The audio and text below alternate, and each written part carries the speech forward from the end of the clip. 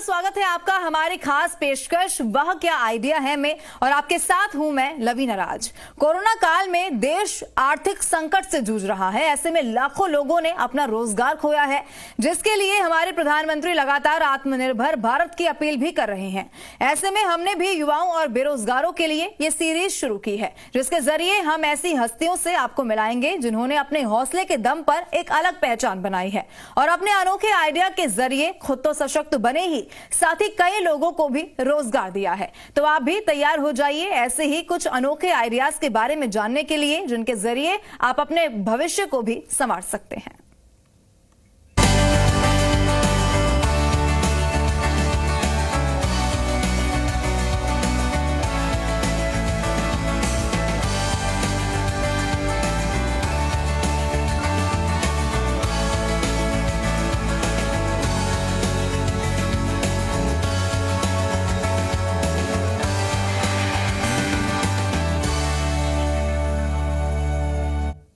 चलिए आज हम आपको मिलवाएंगे ऐसे शख्स से जिन्होंने न सिर्फ पशुपालन की संरचना को मजबूत किया बल्कि और लोगों को रोजगार देने में भी मदद की।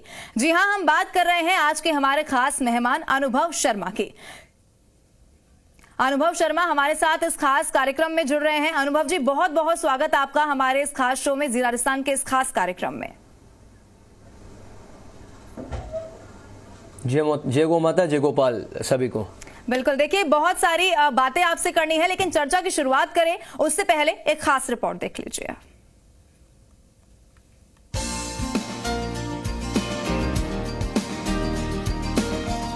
पारंपरिक तरीके से किसान परिवार पशुपालन करते हैं, लेकिन अब पढ़े लिखे युवा भी नई तकनीकी के साथ पशुपालन को आय का साधन बना रहे हैं और अपने टैलेंट के दम पर लाखों रुपए महीना मुनाफा भी कमा रहे हैं।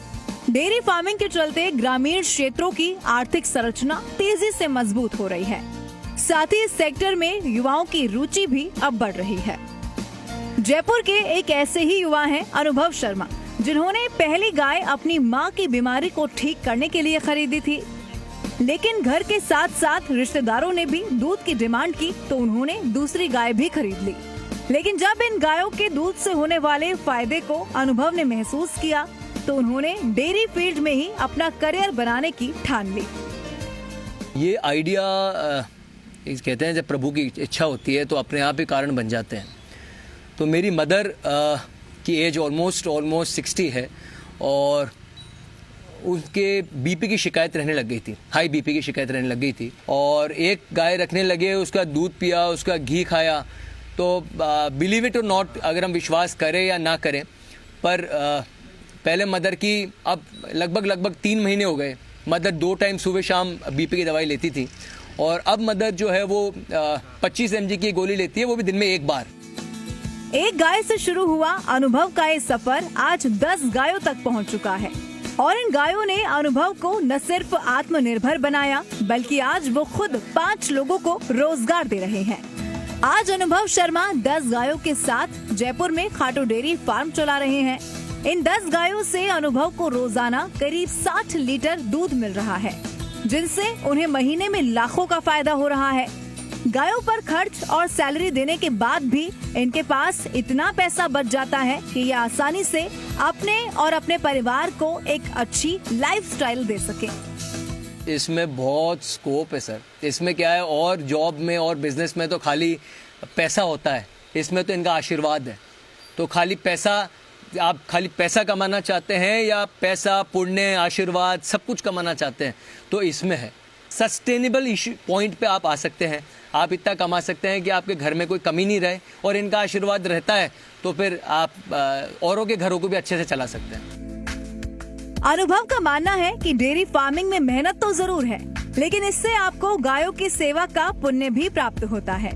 साथ ही इस बिजनेस से आपको इतनी आय जरूर हो जाती है जिससे आप अपने परिवार का अच्छे से भरण पोषण कर सकेंगे। दामोदर प्रसाद, जी मीडिया, जयपुर।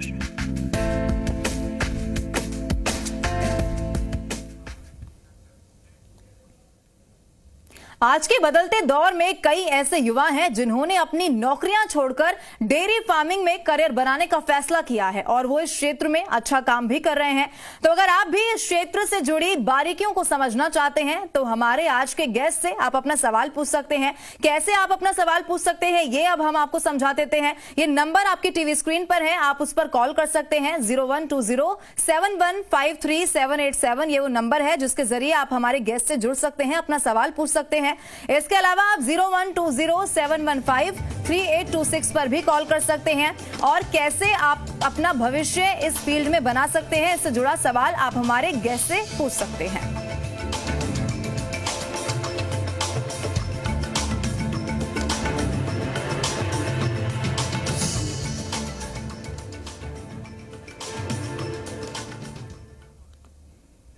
चलिए इसी चर्चा को आगे बढ़ाते हैं। आज के हमारे खास मेहमान हैं अनुभव शर्मा, हमारे साथ लगातार बने हुए हैं। अनुभव जी देखिए, चूंकि ये हमने रिपोर्ट दर्शकों तक पहुंचाई कि कैसे आपने नवाचार यहां पर किया और कैसे जो संरचना है उसको मजबूत किया, लेकिन अब सबसे पहले मैं आपसे समझना चाहूंगी कि ये आइडिया आपको कैसे आया और कैसे आपने इसकी शुरुआत की और अभी जो आप काम कर रहे हैं उसके जरिए कितने लोगों को रोजगार दे रहे हैं। एक बार सबसे पहले दर्शकों के लिए आप ये समझाते हैं।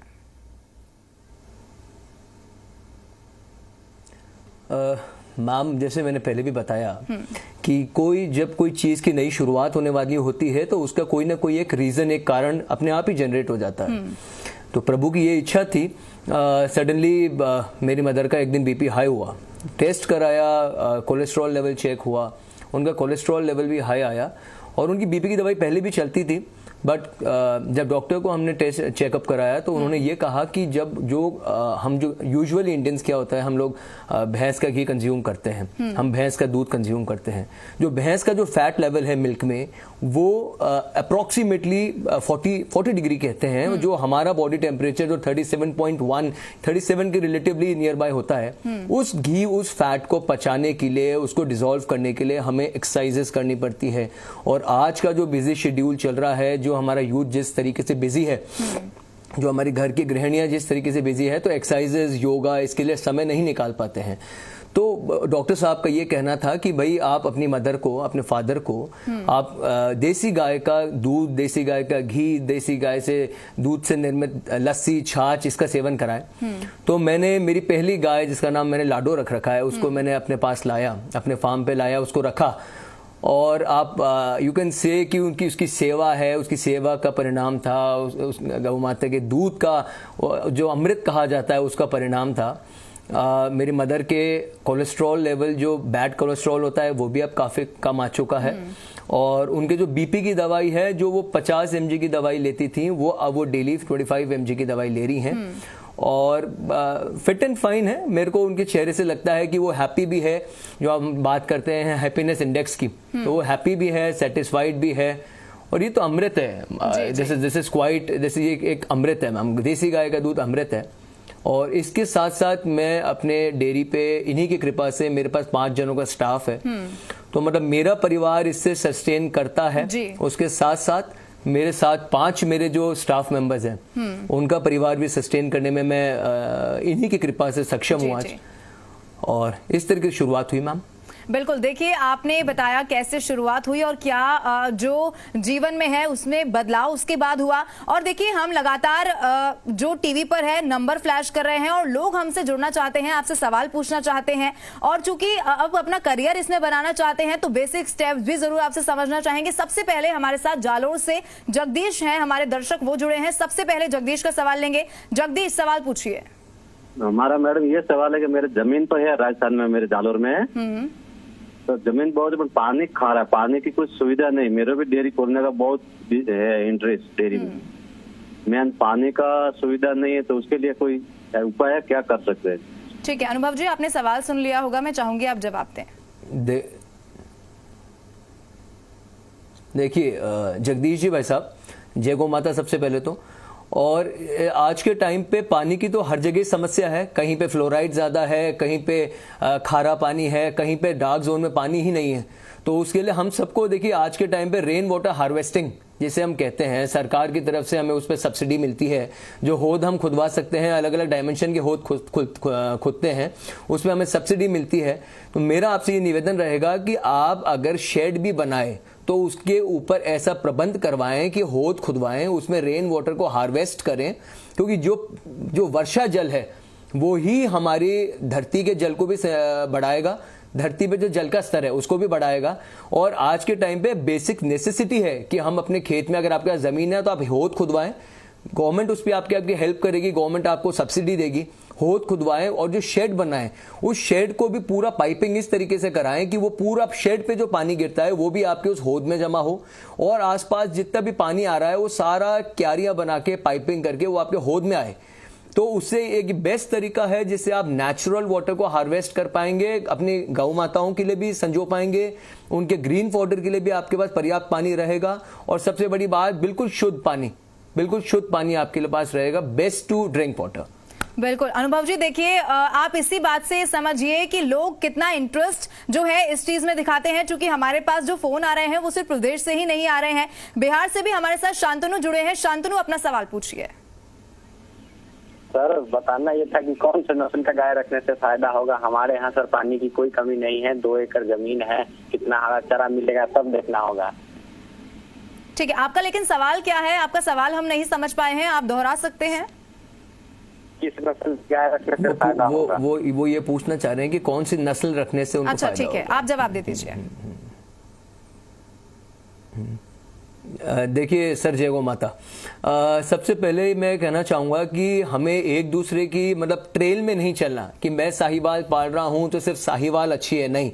आपके यहाँ की जो बिहार की जो लोकल नस्ल है, देखिए आज हमारे देश को अगर हम नस्ल पे काम करना चाहते हैं, हम एक ब्रीड पे काम करना चाहते हैं, तो नस्ल संवर्धन के साथ नस्ल संरक्षण भी जरूरी है, मतलब कंजर्वेशन ऑफ द ब्रीड भी जरूरी है और इक्वली उसका डेवलपमेंट भी जरूरी है। आप वहां की लोकल ब्रीड को पालिए और उसको संजोए, उसको अच्छी डाइट दें, उसको पौष्टिक डाइट दें, उसकी पहले उसकी इम्यूनिटी को आप बूस्ट करें, उसको प्रोटीन और न्यूट्रिशियस डाइट देंगे, वो खुद डेवलप होगी, उसका दूध बढ़ेगा, वो खुश रहेगी। उसको खुले से जो ग्रेजिंग, ओपन ग्रेजिंग अपन कहते हैं, उसको ओपन चारा खाने दीजिए, उसको खुला रखिए, वो ही आपकी लोकल नस्ल आप डेवलप करें। और बाकी अगर आपको साहिवाल चाहिए और साहिवाल आप काम करना चाहते हैं तो मैं तो उसको अपनी माँ ही मानता हूँ। साहिवाल बहुत अच्छी ब्रीड है, बहुत अच्छी दूध, अगर उसको अच्छी प्रोटीन डाइट दी जाती है तो दूध भी उसका अच्छा है। प्रोटीन बहुत न्यूट्रिशियस मिल्क है उसका, अपने सारी गौ माताओं का न्यूट्रिशियस मिल्क है। मेरा ये आपसे रिक्वेस्ट है कि आप अपनी लोकल ब्रीड पे काम करें, क्योंकि आज हमारी ऑलमोस्ट 37 के करीबन हमारी देश में लोकल हमारी देसी ब्रीड्स है। अगर हम हर ब्रीड को संजोएंगे, उसका डेवलपमेंट करेंगे, तो आज हमारा देश और समृद्ध होगा।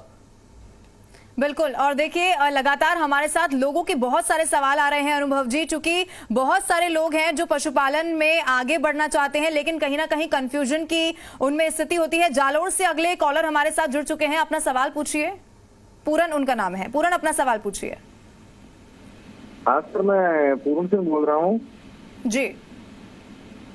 मेरे को भी डेयरी फार्मिंग लगाने का है, पानी भी है, ट्यूबवेल है, जमीन भी काफी है, लेकिन इसमें गवर्नमेंट या तो पैसों की कुछ बैंक के जरिए मिलते हैं या कैसे, इसमें क्या प्रोग्रेस रहता है?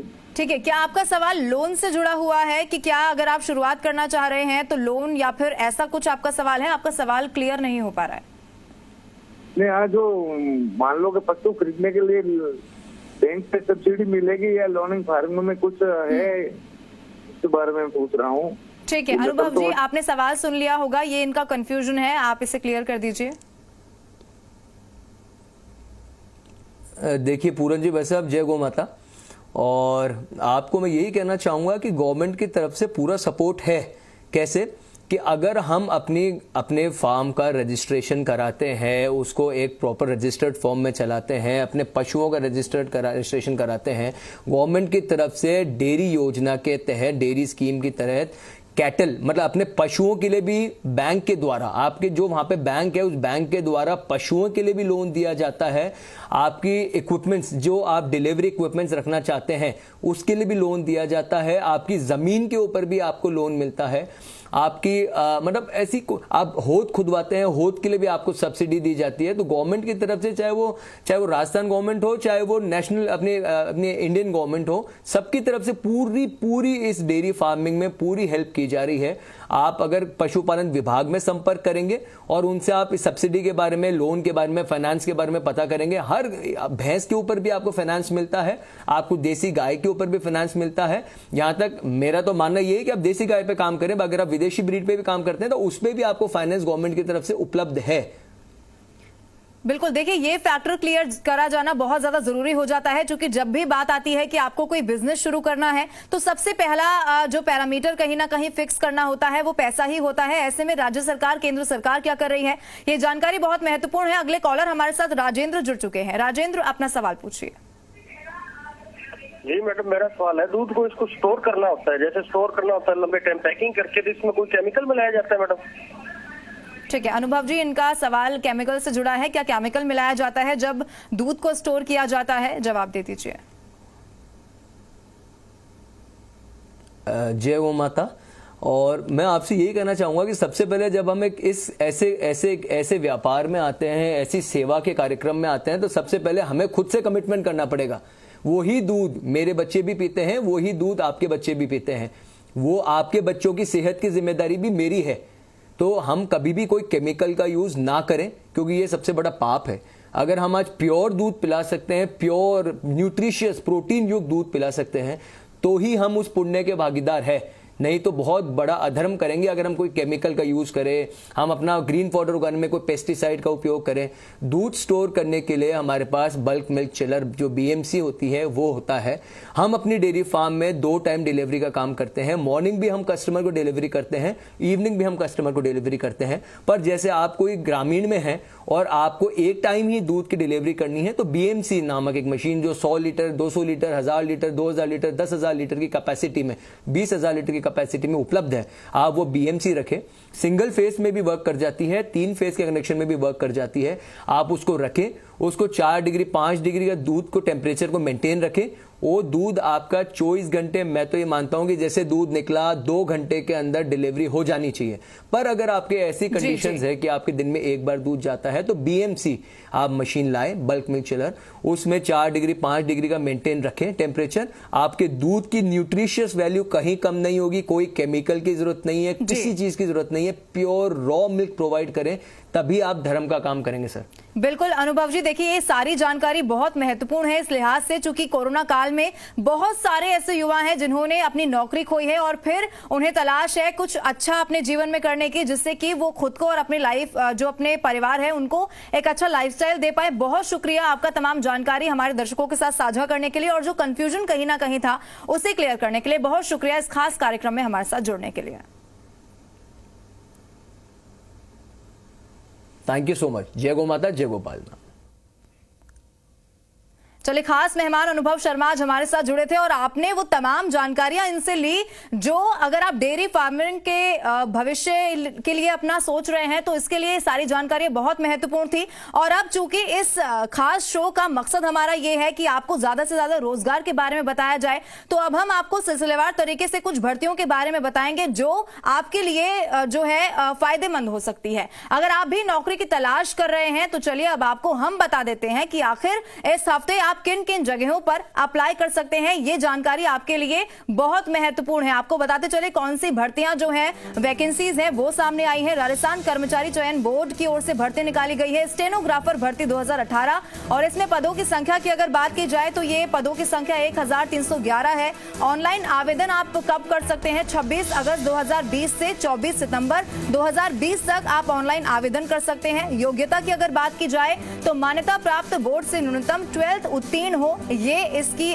जो है क्राइटेरिया इसका होगा। चयन प्रक्रिया की बात की जाए तो लिखित परीक्षा एवं टंकण, ये जो है उत्तीर्ण चयन प्रक्रिया होगी। अगली अब आपको भर्ती के बारे में बता देते हैं। पैरामेडिकल कैडर ईसीजी टेक्नीशियन भर्ती 2020, इसमें पदों की संख्या की बात की जाए तो ये पदों की संख्या 195 है। ऑनलाइन आवेदन आप 6 अगस्त 2020 से 4 सितंबर 2020 तक कर सकते हैं। चयन प्रक्रिया इसमें यह रहेगी कि न्यूनतम आपको 12वीं विज्ञान विषयों से अंतर्गत उत्तीर्ण आप हो और साथ ही ईसीजी के अंतर्गत आपने डिप्लोमा किया हुआ हो। चयन प्रक्रिया 12th एवं ईसीजी डिप्लोमा के प्राप्तांकों के आधार पर होगी। अब अगली भर्ती आपको बता देते हैं, बैंक एग्जाम से जुड़ी है। ये सभी लोगों के लिए जो बैंक की तैयारी कर रहे हैं उनके लिए ये जो इन्फॉर्मेशन है वो जरूरी है। आईबीपीसी सीआरपी पीओएमटीएक्स भर्ती 2020, इसमें पदों की संख्या की बात की जाए तो ये संख्या 1417 है। ऑनलाइन आवेदन आप कैसे और कब कर सकते हैं ये हम आपको बता देते हैं।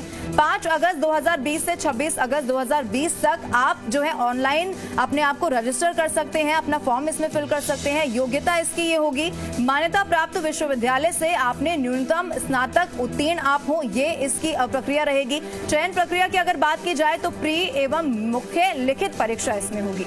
आप सिलसिलेवार तरीके से आगे बढ़ते हैं और आपको अगली भर्ती के बारे में बता देते हैं। यूपीएससी एग्जाम के लिए जो भर्ती निकाली गई है वो यूपीएससी सीएपीएफ असिस्टेंट कमांडेंट भर्ती 2020 है। इसमें पदों की संख्या 209 है। ऑनलाइन आवेदन आप 18 अगस्त 2020 से 7 सितंबर 2020 तक कर सकते हैं। योग्यता इसकी क्या कुछ रहेगी वो आपको बता देते हैं। मान्यता प्राप्त विश्वविद्यालय से कम आपने स्नातक उत्तीर्ण किया हो, ये जो है इसका क्राइटेरिया रहेगा। चयन प्रक्रिया की यहाँ पर बात करें तो लिखित परीक्षा होगी और साथ ही पीएसटी पीईटी होगा। इसके अलावा आपका इंटरव्यू लिया जाएगा।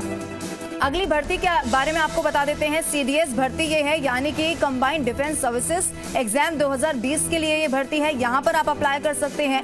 यहाँ पर पदों की संख्या 344 है। ऑनलाइन आवेदन आप कर सकते हैं। उसकी जो डेट है वो हम आपको बता देते हैं। 5 अगस्त 2020 से 25 अगस्त 2020 तक आप जो है ऑनलाइन आवेदन कर सकते हैं। इसके अलावा योग्यता की बात की जाए तो योग्यता इसके लिए जो जरूरी होगी वो हम आपको बताते हैं। IMA, INA एवं और साथ ही AFA के लिए अलग अलग जो है योग्यता इसकी निर्धारित की गई है। एसएससी एग्जाम, अगर आप एसएससी एग्जाम की तैयारी कर रहे हैं तो ये जानकारी आपके लिए बहुत महत्वपूर्ण है। कांस्टेबल रिक्रूटमेंट 2020 की भर्ती यहाँ पर निकाली गई है। पदों की संख्या इसमें 5846 है। ऑनलाइन आवेदन इसके लिए आप कर सकते हैं। उसकी डेट हम आपको बता देते हैं। 1 अगस्त 2020 से 7 सितंबर 2020 तक आप ऑनलाइन आवेदन कर सकते हैं। और योग्यता की बात की जाए तो कम से कम 12वीं उत्तीर्ण आप हो। चयन प्रक्रिया इसकी ऑनलाइन परीक्षा और साथ ही पीईटी पीएसटी रहेगी। और इसी के साथ इस खास कार्यक्रम में फिलहाल के लिए इतना ही, लेकिन खबरों का सिलसिला जारी रहेगा। आप देखते रहिए जी राजस्थान।